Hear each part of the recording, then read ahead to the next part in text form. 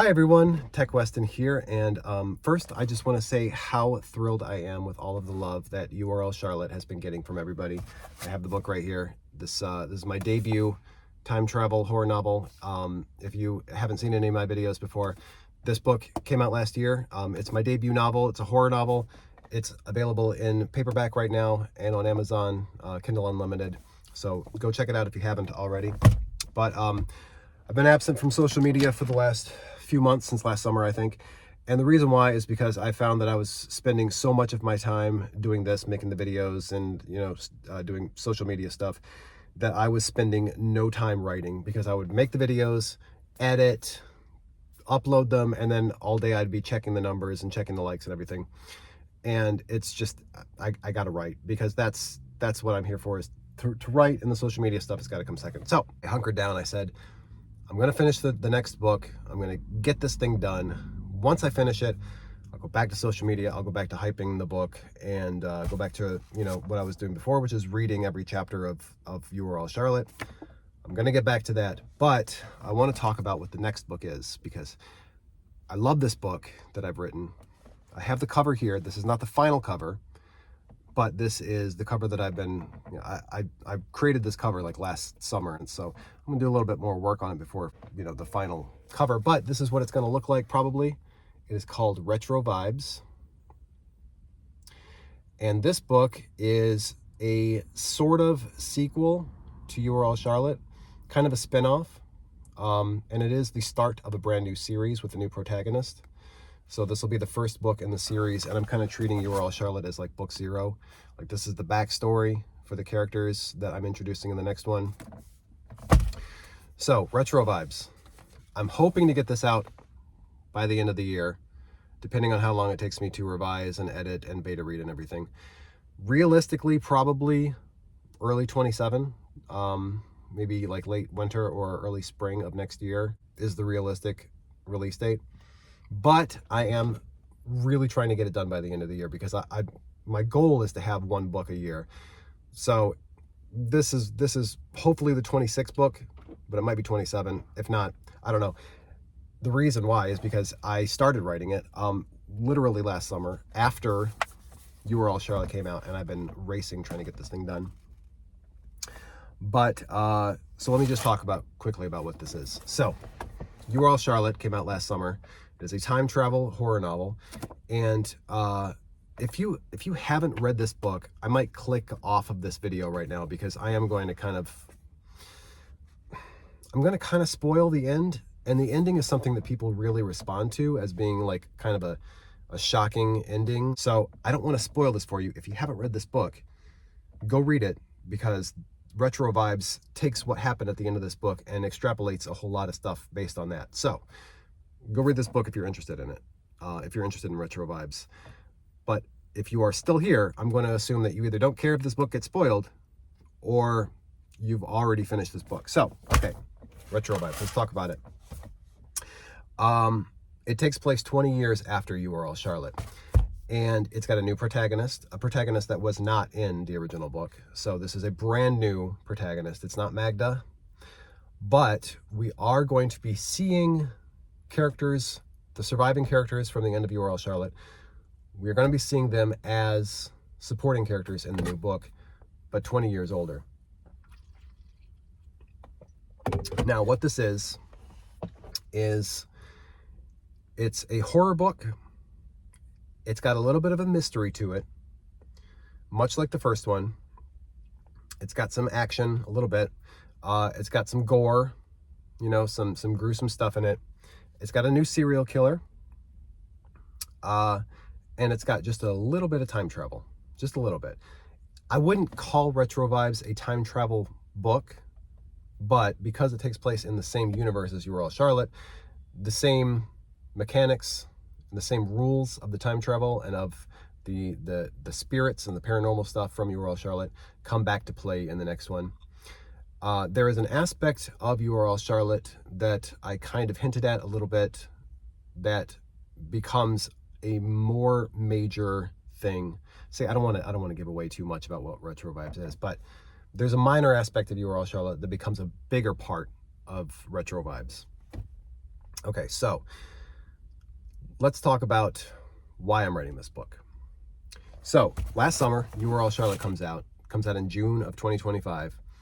And I got a lot of good, great reviews that came out at that time. But there was one review in particular, and I wish I had looked this up, because now I would have, it would take me a few minutes to look this up, and I don't remember who wrote this or where it was from. I think it was on Goodreads. But this review said, basically, I really like this book. I enjoyed the book a lot. But the ending just makes me wonder what happens next, which is not necessarily a bad thing. You want people to want more story after the book is done.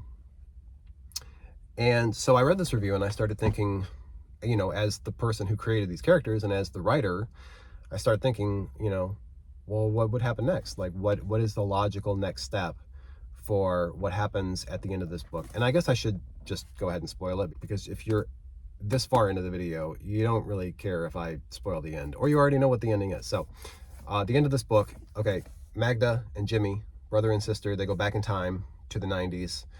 They come back towards the end of the book, but the house that they're in is on fire.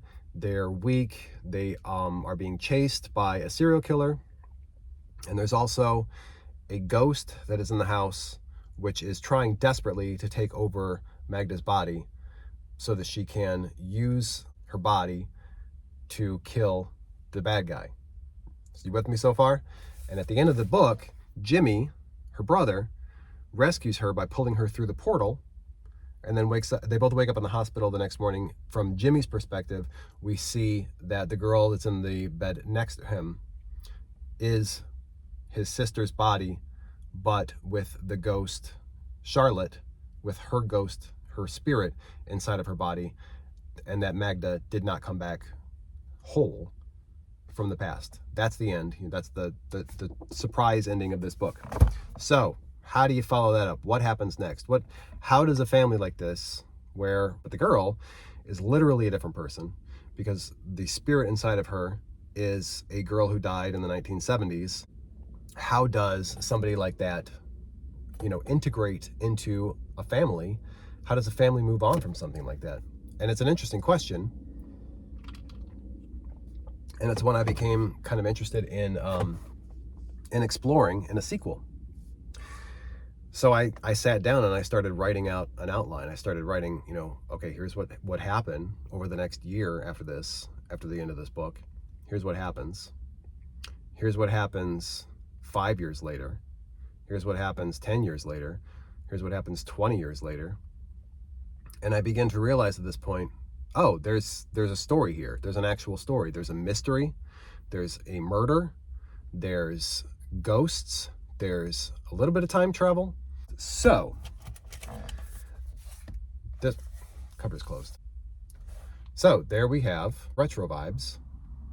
We have a new protagonist who is connected. I don't want to give away too much yet, but the new protagonist is a 20-year-old woman who is connected to one of the characters from You Are All Charlotte. I don't want to say which one just yet, but there are other characters also that we have seen from the original book who are going to come back, but older.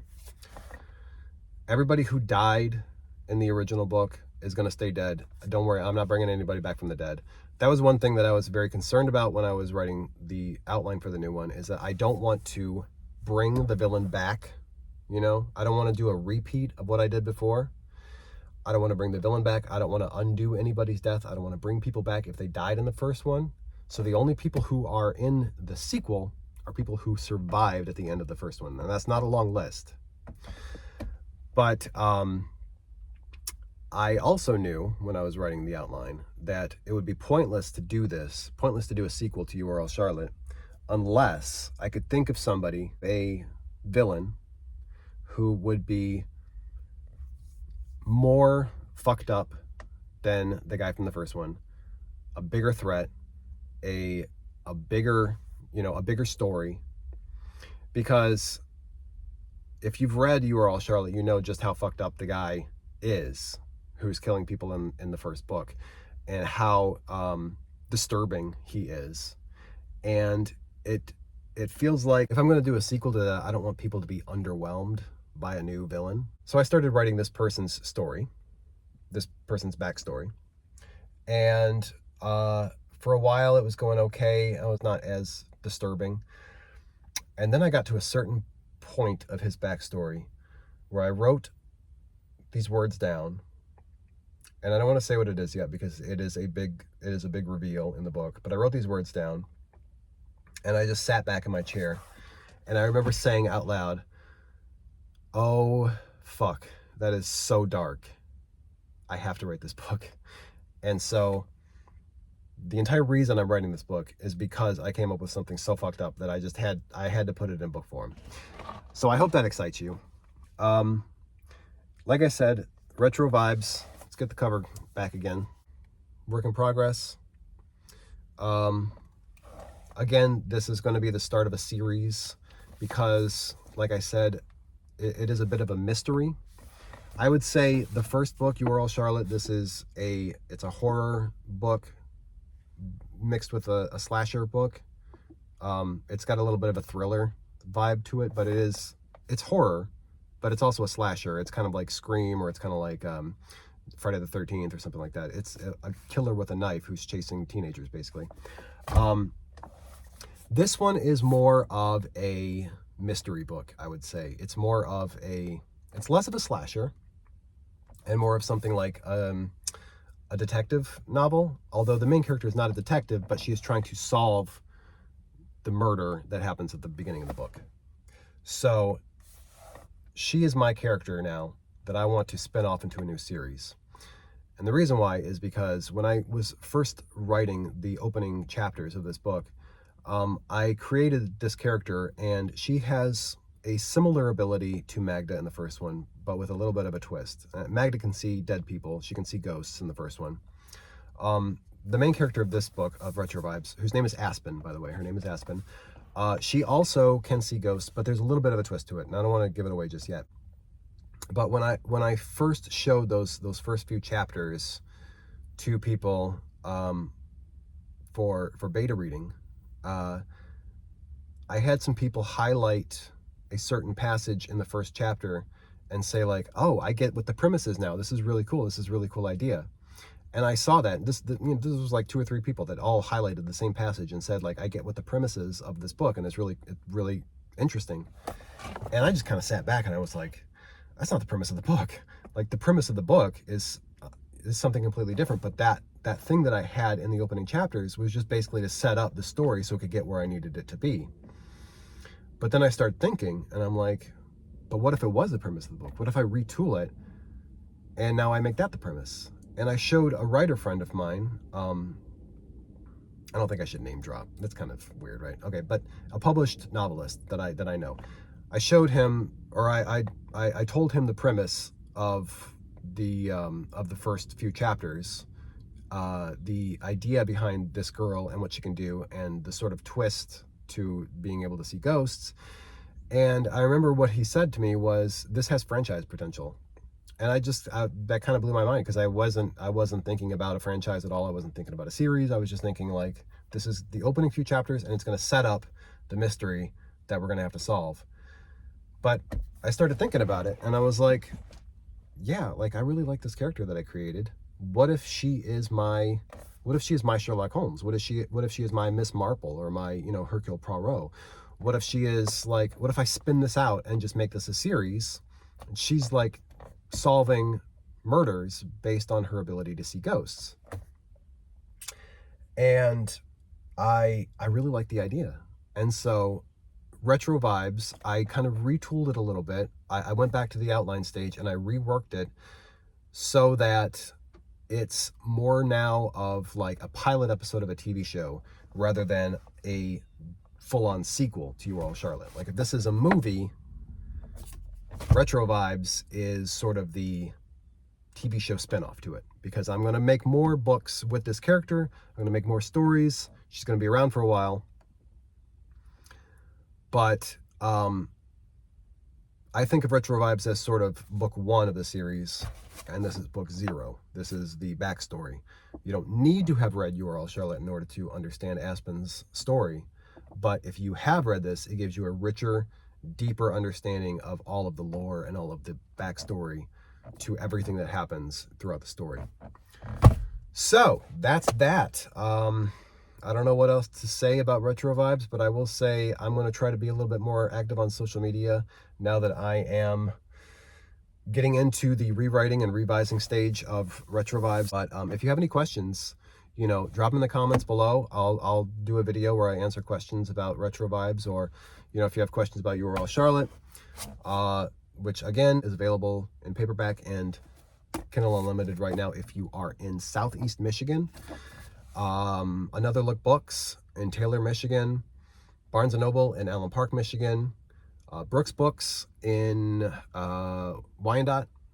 They all have copies of the book. Some of them are signed, so go check it out. It's also on Kindle Unlimited, so yeah, check it out. Hey, take care.